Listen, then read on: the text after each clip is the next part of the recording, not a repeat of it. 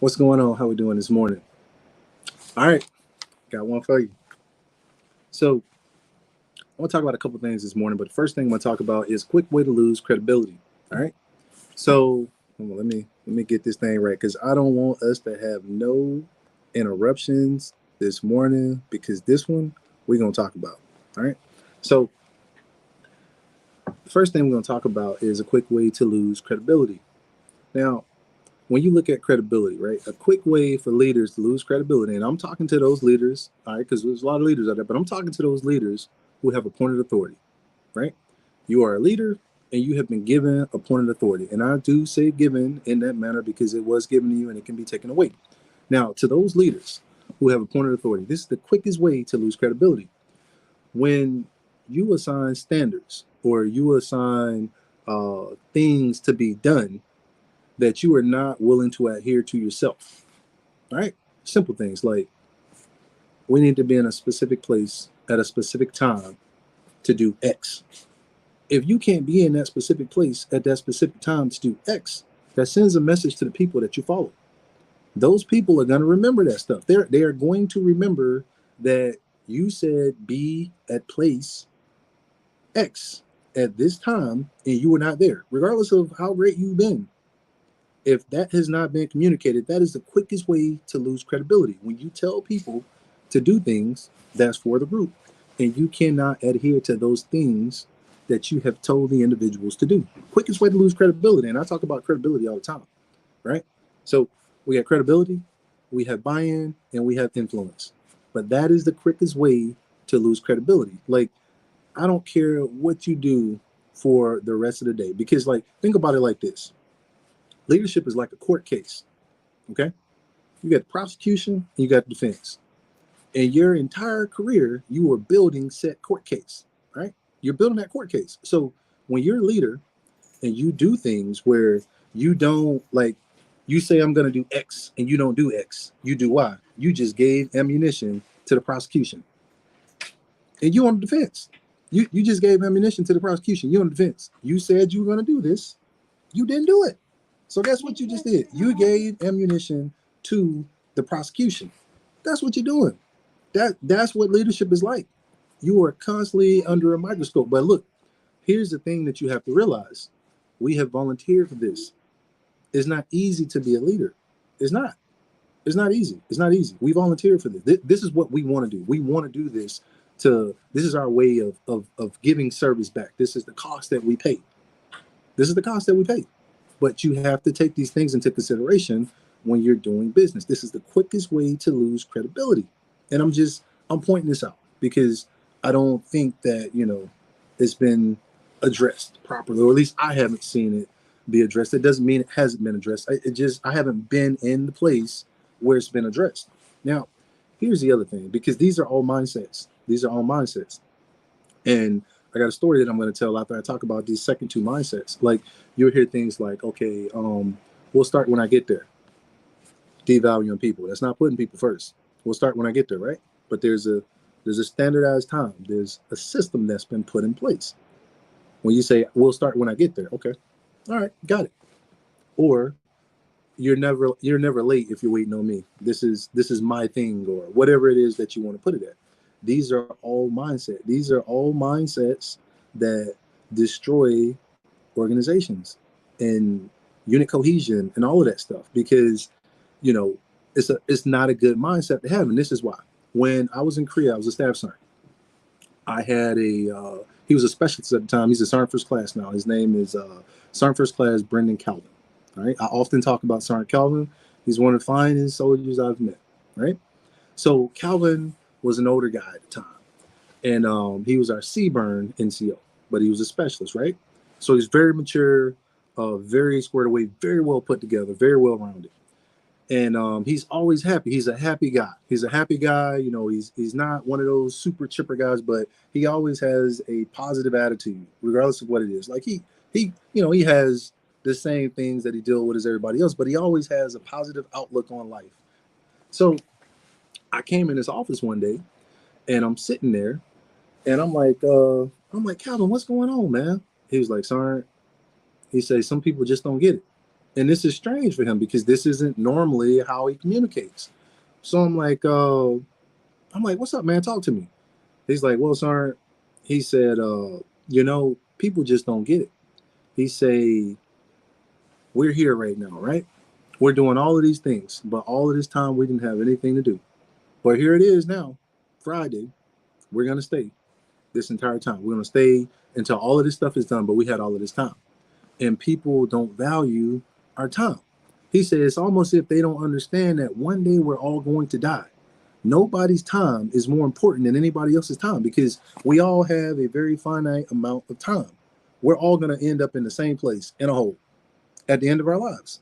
So what you do with that time in between is very important. But people don't value other people's time when they say things like that. After that specialist told me that, when he told me that, Staff Sergeant Green, that completely changed the way that I look at leadership. I consider people's time completely different now. I don't want people to wait on me because this is their life. You are literally wasting people's life when you have them wait on you, when you have a system that's been put in place. I don't want that. I don't. Do I always succeed at it? No. But I am very conscious of it, and it's something that I will continue to work at. And I would ask leaders to do the same thing. Don't have people waiting on you because you're literally wasting their life. They have a finite amount of time. Do not waste people's lives. And this is in all types of, spectrums, all types of spectrums. You have to value people's time. People, I tell you this, the type of people who are very willing to go above and beyond, those people who feel appreciated. Those are your committed people, the people who feel appreciated for their skills, talents, and the things that they do. Those people who feel appreciated will go above and beyond. And that is the difference in between a committed individual and a compliant individual. There's a big difference. That compliant, okay, you got it. What do you want? Here you go. Roger that. Oh, it's 1700. I got to go. I'm going to be in my car at 1700. I'm not trying to stay behind and do extra. I'm not trying to do none of that. Like them jokers, 16, this the timeline, right? About 1630, right? Like, 1700 rolling around. I'm gonna go use the bathroom because I want to do that on company time. I don't want to do that on my personal time. Go use the bathroom. Come back 1645, straightening up the desk. Okay, about 1650, they lacing them track shoes up. And look, they even took it a step further. When they came to work, they backed into their parking spot so that when they get in their car, they ain't got to back out. They just pull straight out of there. They're gone. They just out of there, right? So about 1655, they're walking down to the car. Supervisor comes in. It's 1659, parking lot empty. Everybody gone. Everybody gone. Those are compliant individuals. Those are not committed individuals. They're going to come and do exactly what you ask of them because they are not committed to the organization that they're a part of. And a lot of times there's reasons for that, which we don't have time to explain right now. I got a couple other points I want to hit before I get off of here. Let's empower our leaders. All right, look, when you send a leader to school, that leader's going to come back. That leader's going to be excited because they just went to school and they learned all of these things and they want to come back and they want to be a part of the team. They want to contribute. Everybody wants to contribute to the team. At least those of us who want to be committed. They want to contribute to the team. They want to leave something in the team to make the team better. So they come back from school and they're excited. And a lot of times they'll get a couple of answers, right? You'll get, hey man, look, I know what you learned in school, but, or you'll get, what's the other one? I got it. I do. I got it. Y'all did all that whole stuff in school, but that ain't necessarily how we do it around here. That's not empowering your leaders.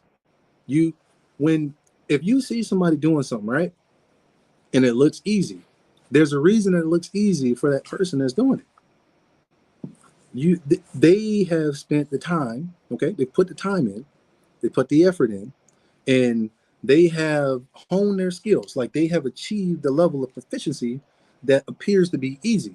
That's a level of mastery, right?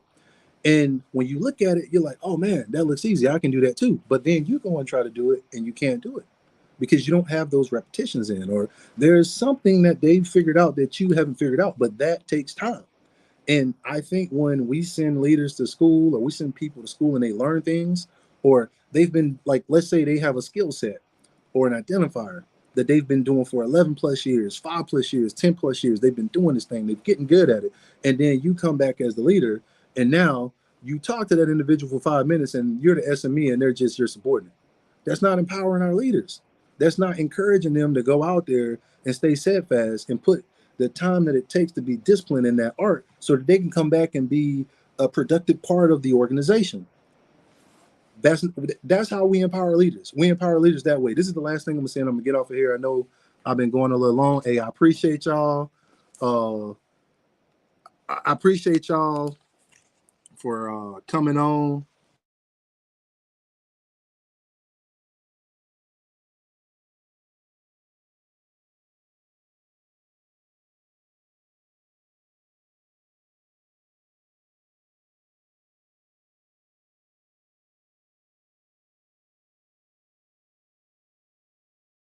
Okay, my mic went off. There we go.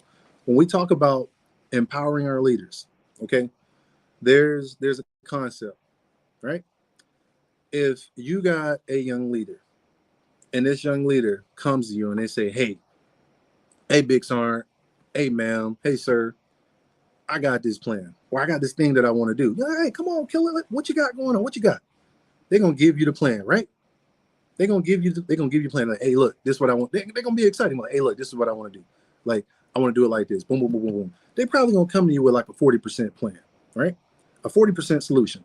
When they come to you with that 40% solution, you sit them down and you say, okay, don't tell them like, nah, that's crazy. You can't. Don't tell them none of that. Don't do that. Don't do that, because we want to encourage them. You take that little soldier and you say, hey, come here, check this out. I want you to go back and I want you to think about these things right here, okay? Think about these things and then come back to me once you done thought about these things to make your plan a little bit better. They probably gonna come back with a 60% solution. When they come back with that 60% solution and there's no safety issues there or anything like that, go with that plan. That's how you build your next generation. By empower them. You've built their confidence. That's what we do in our organizations. We build confidence. If you build a confidence of the people who follow you, you have just built the next generation's ability to win. When we were coming up, our leaders always told us, like, look, you can do anything you put your mind to, but that it seems like we're moving away from that concept. I don't know why, because it's still the same. We have all of these programs that prove it. MRT. There's a book called Think and Grow Rich, like transmuting ideals into reality. This stuff is real. If you can think it, you can do it. If you can think it, you can do it. If you believe in yourself enough, you can do it. And this is what we must instill in our people. We instill that by going with those 60% plans. Go with that 60% plan. Let that soldier go out there, or let that individual go out there, make those mistakes and learn from those mistakes, because you've just built their confidence, because it's a process. Everything can't be you're winning all of the time. You have to learn through trial and error. You have to learn through trial and error. We can't just sit here and expect our people to be perfect. We have to understand that they are people. These are people. You treat an inanimate object in that way. If I take these headphones and I just throw them on the floor, they're gonna stay there until somebody pick them up. You can't do that with people. People are not inanimate objects. If you throw a person on the floor, you got some problems. They're gonna have emotions, they're gonna have reactions, they're gonna have all of these things. And that's what we have to understand as leaders. People are not have emotions, they have families, they have goals, they have all of these things. And that's a part of the human experience. We have to understand that as leaders. Empower your next generation. Build that next generation so that we can continue to do the great things that we're doing now. And you do it through using their plans. All right. Hey, look, I'm gonna go ahead and jump off of here. I've been on a little long. We're rolling up on 15 minutes. Look, it's a beautiful day. Thank y'all for joining me this morning. Look, you're important.